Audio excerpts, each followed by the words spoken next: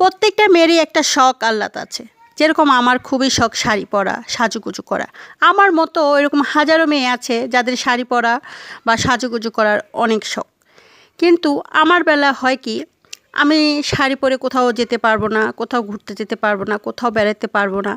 আমি সাজুগুজু করতে পারবো না বা শাড়ি পরতে পারবো না। আর যদিও শাড়ি পরি তাহলে আমি কোথাও যেতে পারি না, কারণ আমার যাওয়ার জায়গা শুধু এতটুকুই, বাড়ির উঠান পুষ্কুনি পাড়, বাড়ির উঠান পুষ্কুনি পাড়।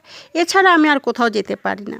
আমাকে নিয়ে কেউ ঘুরতে যাবে বা কেউ বেড়াতে যাবে ওরকম অপশন আমার জন্য নাই। তো যাই হোক, আমি একা একা সবসময় শাড়ি পরি, সাজুগুজু করি যখন মন চায় তখন।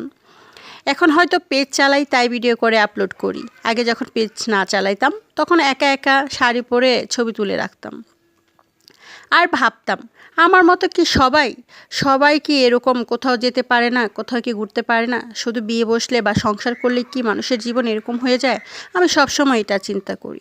কিন্তু না, এখন যখন পেজ চালাই, টিকটক চালাই, দেখি অনেকেই শাড়ি পরে সাজুগুজু করে হাজব্যান্ডের সাথে কত জায়গায় ঘুরতে যায়, কত এনজয় করে। বাট আমার বেলা এটা হয় না। আমার বেলা সব কিছুই যেন মানে নিয়ম হয়ে যায় যে বাড়ির বউরা কোথাও যেতে পারে না, কোথাও ঘুরতে পারে না, এরকম একটা নিয়ম হয়ে গেছে। যাই হোক, আমি আমার সংসার জীবনে এগুলো আমি আমার সাথে মানিয়ে নিয়েছি। আমার এখন মন খারাপ হলেও হয় না, আর মন খারাপ হলেও কাউকে বলতে পারি না, কারণ বলার অপশনটা নাই।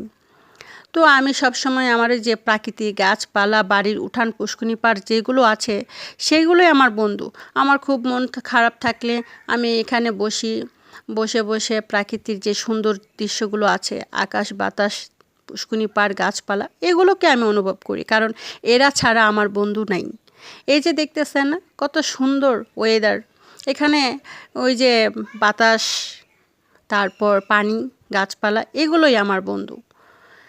তো আমার মতো এরকম অনেকেই আছে, অনেকেই আছে, শুধু আমি একা না। আমার মতো এরকম অনেকেই আছে যার সীমাবদ্ধ শুধু বাড়ি পর্যন্ত, যার কোনো ইচ্ছে নেই, যার কোনো সুখ নেই, যার কোনো শান্তি নেই, যার কোনো খুশির দাম নেই। তো যাই হোক, আমি আজকে একা একা শাড়ি পরে পুষ্কুনি পাড়ে ঘোরাঘুরি করলাম, কারণ শাড়ি পরতে আমার খুবই ভালো লাগে, খুবই ভালো লাগে।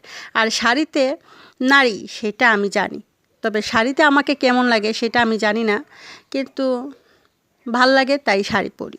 আর আমার ফ্যামিলির মানুষ সবাই, মানে আমার মা, বাবা, ভাই যারা আছে সবাই কর্মব্যস্ততায় ঢাকায় থাকে, যার কারণে আমার ওরকমভাবে কোথাও ঘুরতে যাওয়া হয় না। আর যদিও আমার ভাই বা ফ্যামিলির মানুষ বাড়িতে আসে, এক ঈদ ছাড়া ওনারা বাড়িতে আসতে পারে না। তো ঈদের মধ্যে বাড়িতে আসলে আমি বাড়ির মানে আমার সংসার হিসাবে রান্না বাড়া মানে এগুলো করেই আমার দিন চলে যায়। আমি ঈদের দিন নতুন কাপড়ও পরার সময় পাই না, এরকম একটা আমার পরিস্থিতি হয়ে গেছে।